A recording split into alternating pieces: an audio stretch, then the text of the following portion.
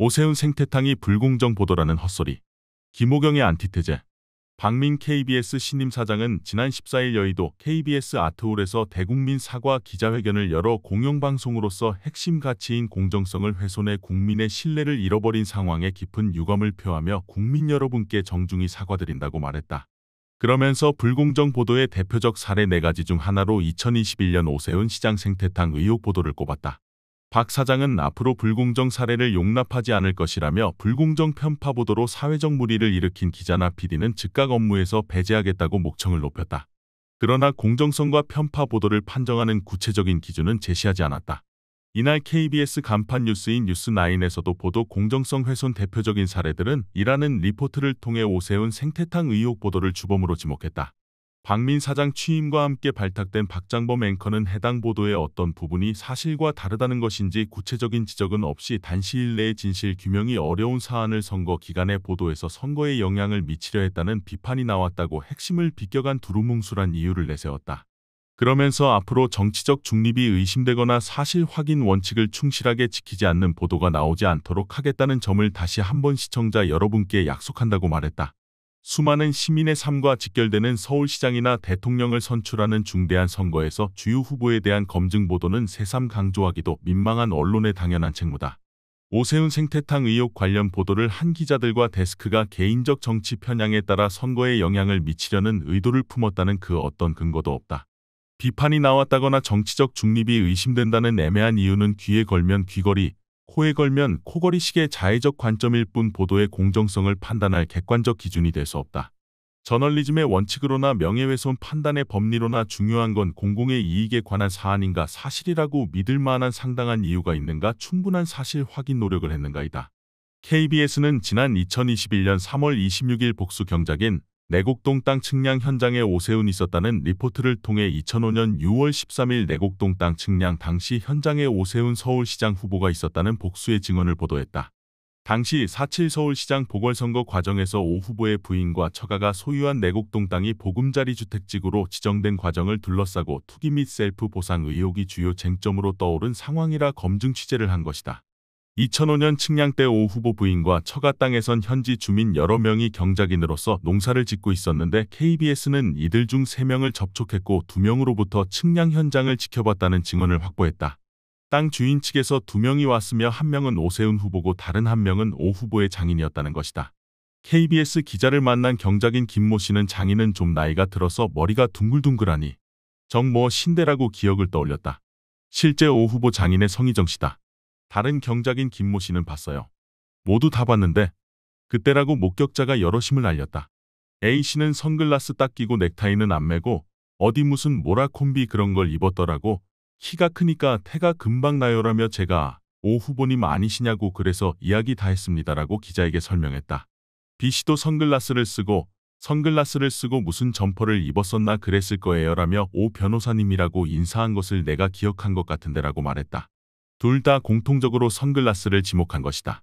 측량이 끝난 뒤 인근 식당에서 함께 점심을 먹었다는 증언도 여기서 나왔다. 기자가 3분이 식사하러 가셨고 뭐 드셨는지 기억나세요라고 묻자 A씨는 생태탕, 정치 이야기를 조금 서로 했어요라고 밝혔다. 이에 오 후보 측은 측량 현장에 있었던 사람은 오 후보의 장인과 큰처남 송모 씨라고 반박했다. 아울러 국민의힘은 KBS 법인과 양승동 사장, 보도본부장, 정치부장, 해당 취재기자 등 5명을 대검찰청에 고발했다. 그러나 KBS는 며칠 뒤 당시 측량팀장 오세훈 입회했다. 입회 서명은 누가라는 후속 보도에서 이번에는 경작인들 외에 당시 현장에서 직접 측량을 실시한 국토정보공사 측량팀장 류모 씨의 결정적인 증언을 공개했다. 류 씨는 취재팀과 전화 통화에서 현장에서 오세훈 후보를 봤다며 측량이 끝날 때쯤 하얀색 상의에 선글라스를 끼고 왔다고 말했다. 또 선글라스를 벗어서 오 후보인 것을 알아봤고 먼저 인사를 했다면서 측량이 끝난 뒤 오 후보와 또 다른 입회인에게 도면을 놓고 결과를 설명했다. 토지에 특별한 사항이 없어서 설명 시간은 오래 걸리지 않았다고 전했다. 류 씨는 오세훈 후보는 워낙 유명인이라 기억나지만 다른 입회인은 입회 서명을 받은 것 외에 기억나지 않는다고 했다. 경작인 A씨는 TBS 김어준의 뉴스공장에 출연해 다시금 자신의 기억이 정확함을 강조하며 일관된 발언을 했다. 그는 제가 KBS와 인터뷰한 이후 이웃에 살았던 사람에게 자네 혹시 오세훈 그때 온 거 기억나나라고 물어보니까 알죠. 하얀 백바지를 입고 선글라스를 쓰고 처음에 차를 타고 왔다. 점심시간에 그 건너로 밥 먹으러 갈 적에 그 차를 타고 건너갔다고 기억을 되살려냈다고 전했다. A씨는 측량할 때 제가 처음부터 말뚝을 다 박았다며 측량 뒤 오세훈 후보 및 그 장인과 함께 차를 타고 식사를 하러 갔다고 했다. 진행자가 식당 이름과 메뉴를 묻자 A씨는 안땡식당으로 생태탕을 먹은 기억이 난다면서 당시 한 8,000원인지 10,000원 돈 됐을 것이라고 했다. A씨는 오세훈 의원이십니까? 그렇게 물어봤다며 그러니까 맞다고 하더라고 덧붙였다. 그는 인터뷰에 응한 이유에 대해 부산의 어떤 국회의원이 제2의 김대엽이라고 이야기를 하는데 분노해서 왔다면서 한두 사람이 나타날 것이며 차라리 나를 고소하면 그 사람들이 증인을 서줄 것이라고 자신했다. 이렇게 관련 목격담이 잇따르다 일행이 점심을 먹었다는 내곡동 생태탕집 주인과 아들의 증언이 마지막에 나온 것이다. 식당 주인은 나이가 좀 드신 분이 한 분 계셨고 오 후보는 잘생겨서 더 기억이 난다. 경작인 분이 주방에 오셔서 오 의원을 모시고 왔으니까 잘 좀 부탁한다고 맛있는 것 좀 부탁한다고 하셨다며 자신이 나선 이유에 대해 식당에 오셨으면 오셨다고 말씀을 하시지 그렇게 높으신 분이 왜 거짓말을 하시나 싶어서라고 했다. 그 아들 황모 씨 역시 잘못이 있으면 반성하면 되지 않나. 그런데 굳이 이런 것까지 거짓말을 하면서 지도자로 된다는 건 문제가 있다고 말했다. 이들 다수의 증인은 오 후보가 측량 현장에 있었다는 것이 실정법 위반이라든가 무슨 문제가 있다고 판단해서 언론 취재에 응해 목격담을 밝힌 것이 아니다. 그냥 자기들이 봤으니까 봤다고 한 것이다. 오 후보는 서울시장 후보 첫 방송 토론회에서 박영선 민주당 후보가 내곡동 땅 측량 현장에 갔느냐 안 갔느냐고 묻자 안 갔다. 그러나 기억 앞에서는 겸손해야 한다고 생각한다는 묘한 답변을 내놨다. 결국 검찰이 수사에 나섰는데 결과는 어떻게 나왔던가. 관계자 20명을 상대로 다각도로 수사를 벌인 검찰은 오 후보가 토론회에서 내곡동 땅 측량 현장에 가지 않았다고 한 발언은 허위사실일 가능성이 높다고 판단했다. 목격자들 손을 들어준 것이다.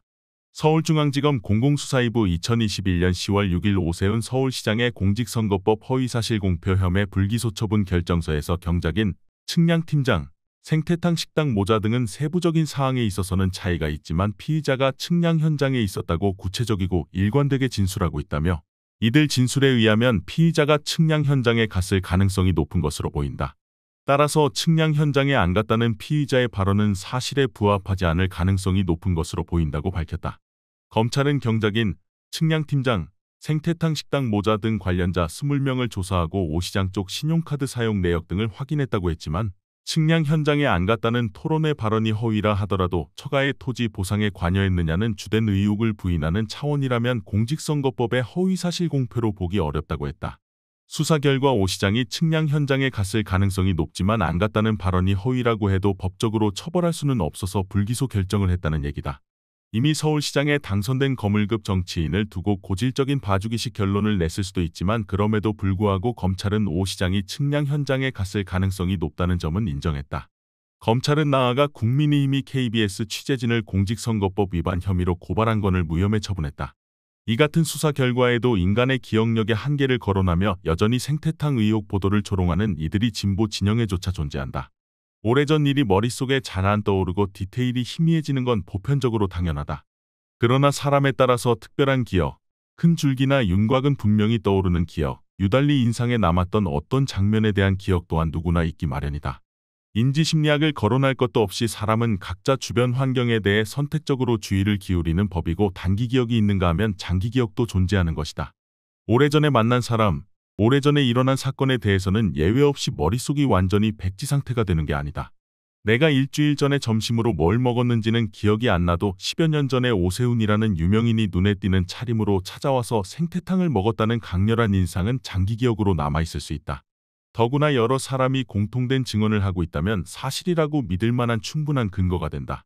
10에서 20년 전 일은 무조건 기억하지 못한다면 증언이라는 것도 있을 수 없고 오래된 사건에 대한 탐문 취재나 수사는 원천적으로 불가능해진다. 그렇다면 KBS 보도에 무슨 문제가 있나?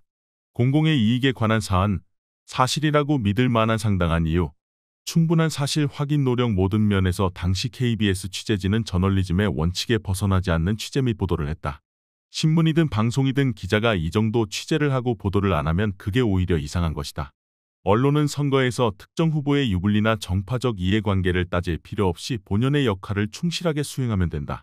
그런데도 박민 사장과 박장범 앵커는 다짜고짜 해당 보도를 불공정 편파 보도로 낙인 찍고 대국민 사과라는 어처구니 없는 오버액션까지 연출했다. 정치적 중립이 의심되고 선거에 영향을 미치려 한다는 무수한 비판을 받는 건 정작 박 사장과 그 친위대 아닌가. 선거 때마다 공정한 심판이 아니라 직접 선수로 뛰어들어 상습적인 불공정 편파 보도를 쏟아냈던 수구보수 언론들이 KBS의 대국민 사과를 대서특필하는 것도 코미디가 아닐 수 없다.